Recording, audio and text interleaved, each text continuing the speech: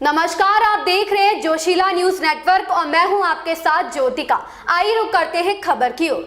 बहरोड की यूनिक संस्था में सीआरपीएफ कमांडेंट सत्येंद्र का सम्मान व स्वागत किया गया। कमांडेंट ने यूनिक स्कूल के विद्यार्थियों को देशभक्ति की भावना जगाई व खुद के जीवन का इतिहास बताया। कमांडेंट सत्येंद्र ने बताया कि आतंकवादियों की गोलियों का सामना किया व आतंकवादियों को ढेर भी किया, लेकिन हमारा प्रयास यह रहता है कि आतंकवादियों को जिंदा पकड़कर उससे कुछ राज उगलवाएं, लेकिन जिंदा पकड़कर प्रयास असफल होने पर आखिर में आतंकवादी को मारने की मजबूरी होती है, अन्यथा पुलिस आतंकवादियों को पकड़कर न्यायालय में पेश करे व न्यायालय उसको उसके कर्मों की सजा सुनाए। इसके अलावा यूनिक के विद्यार्थियों में देश की भावना जागरूक की व सभी विद्यार्थियों को अपने लक्ष्य पर चलकर कामयाब होने की बात कही। इस दौरान विद्यार्थी खुश नजर आए और कमांडेंट की बातों पर मनन करने का संकल्प भी लिया। इस अवसर पर यूनिक संस्थान के संचालक सुमित यादव व अनेक अतिथि एवं विद्यार्थीगण मौजूद थे। हमें इस बात को नहीं भूलना है, ये अमन और चैन सिर्फ और सिर्फ सत्येंद्र जी साहब जैसे सीमा पर तैनात हमारे भाइयों की वजह से आज जो हम नींद ले रहे हैं, अमन चैन जो है वो सिर्फ और सिर्फ इन वीर सपूतों की चौकन्नी जागती निगाहों के पीछे है।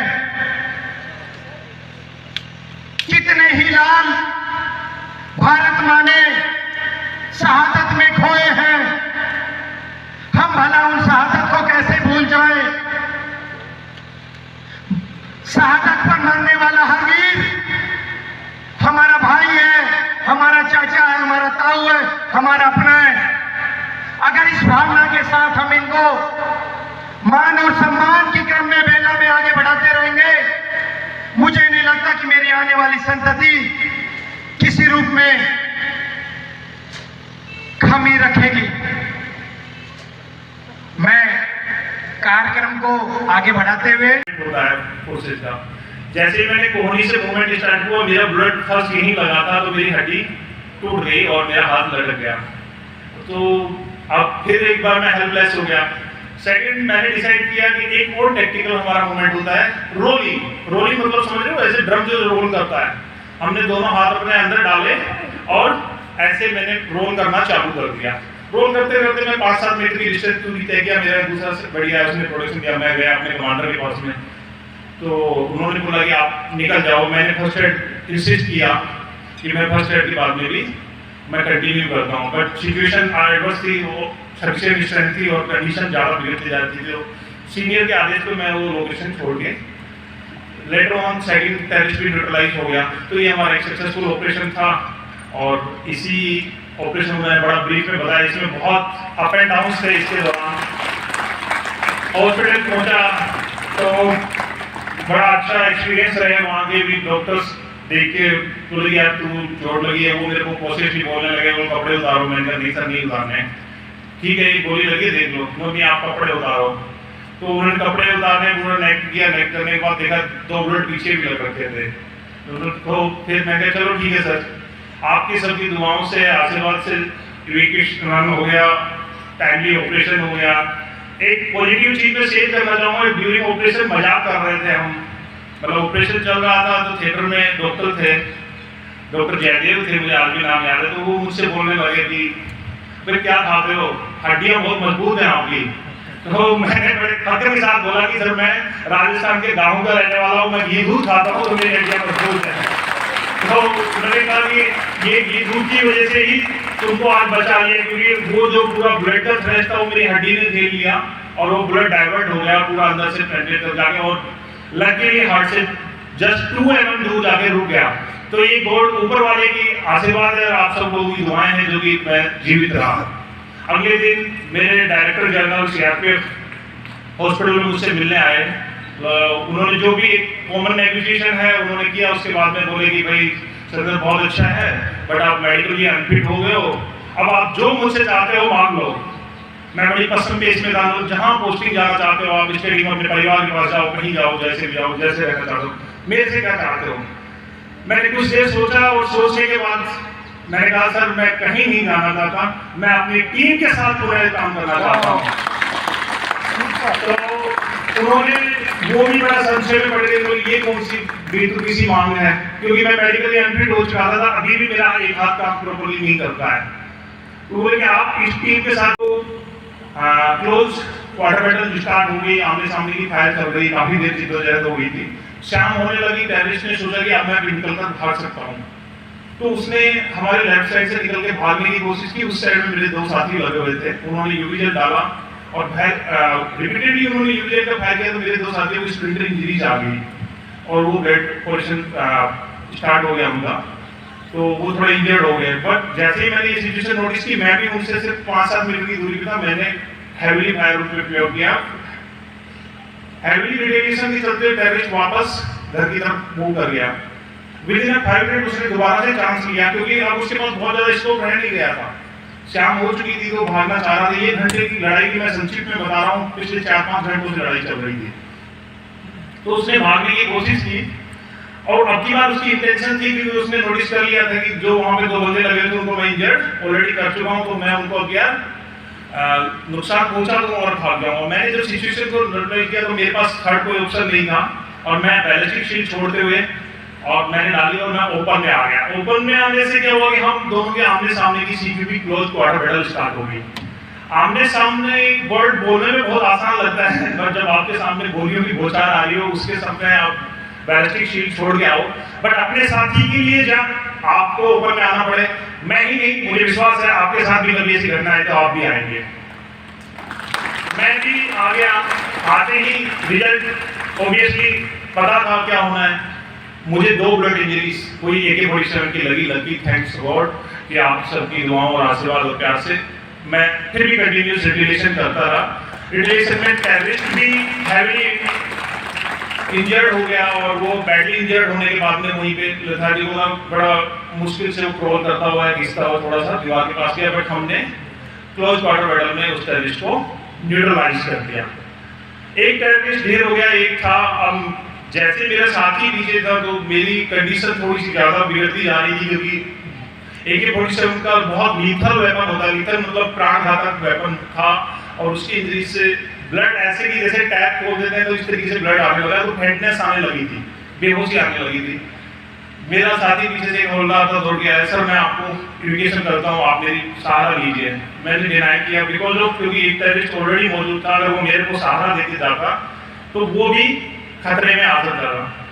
देन हमने डिसाइड किया कि आप यही कीजिए, होल्ड कीजिए, मैं सेफर जोन की साइड में निकलता हूँ। तो सेफर जोन निकलने के लिए मैंने ट्रोलिंग स्टार्ट किया। ट्रोलिंग दैट मींस जब आप कोहनियों के बल अपनी गति नीचे तय करते हो, जिससे कि आप टारगेट नहीं। पाकिस्तानी टेररिस्ट था, उससे पहले 1 घंटे पहले हमने टेररिस्ट शालीमार में न्यूट्रलाइज किया। उसके बाद हम दूसरी जगह गए, उसी की इंपोर्ट पे जाके जब ऑपरेशन के लिए पहुंचे, तो दौड़ते दौड़ते खुदा ना खास्ता मेरा और उसका सामना हो गया। जैसे ये फोटोग्राफर से थोड़ा सा और हम एडवांस करेंगे, हार्डली 5 to 10 मीटर का डिस्टेंस था और बिल्कुल आमना सामना हो गया। अब उस दिन की वाकया स्थिति ये है कि उसके पास 2 AK-47 थी, वो रिपीटेडली फायर कर रहा था और मैं नहीं जानता, ये मैं इस वजह से शेयर करना चाह रहा था। कभी कभी हम कहते हैं कि हम बहादुर हैं, वीर हैं, कभी आपको भगवान, आप सब लोग की दुआएं, प्यार और आशीर्वाद भी हमारे साथ होता है, जो कि हम उन सब चीजों का मुकाबला कर पाते हैं। उसने अपने दोनों AK-47 से 60 राउंड की मैगजीन खाली कर दी, मेरे को एक सिंगल बुलेट नहीं लगा और मैंने उसे 3 बुलेट लगे, वो आतंकवादी वहीं ढेर हो गया।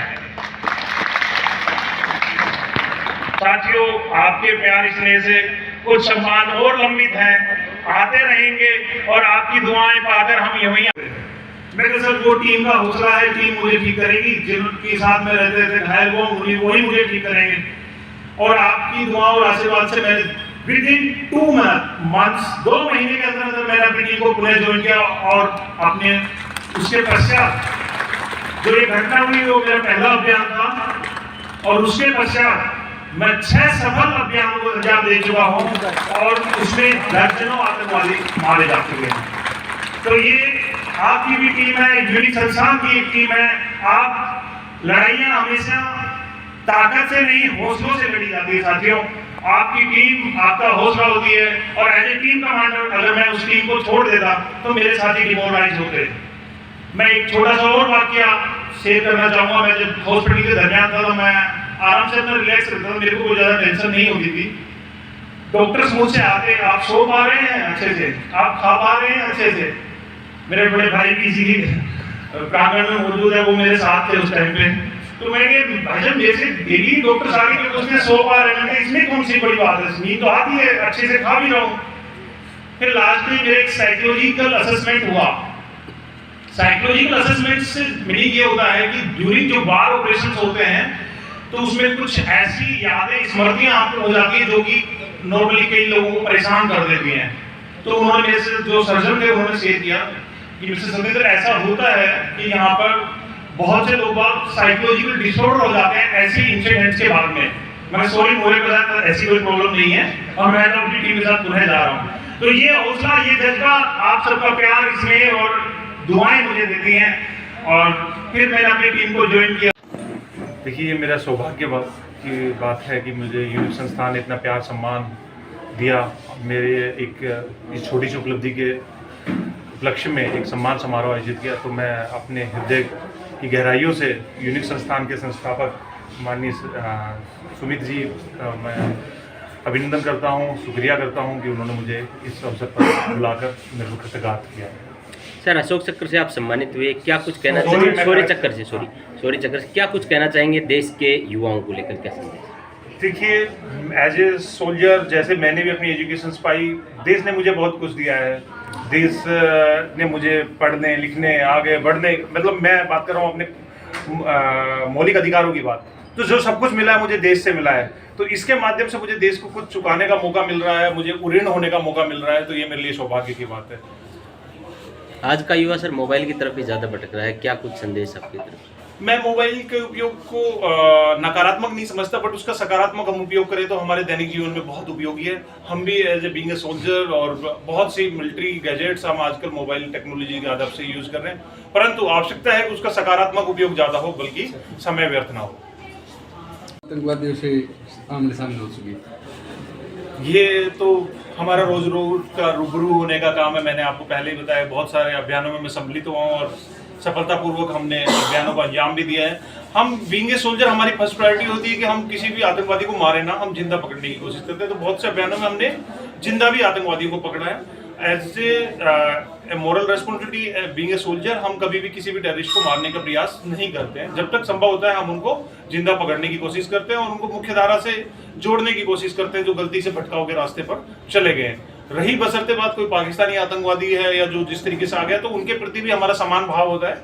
न्याय बना हुआ है, उनको उनके कानून के आधार पर सजा मिलेगी, हम सजा के निर्धारक नहीं है। तो एक सैनिक तभी जवाबी कार्रवाई में तभी गोलियां चलाता है जबकि सामने से गोलीबारी आती है। तो हम कभी मारने की इन चीजों की ज्यादा बातों पर फोकस नहीं करते हैं। ऐसी ही खबर से जुड़े रहने के लिए देखते रहिए जोशीला न्यूज नेटवर्क।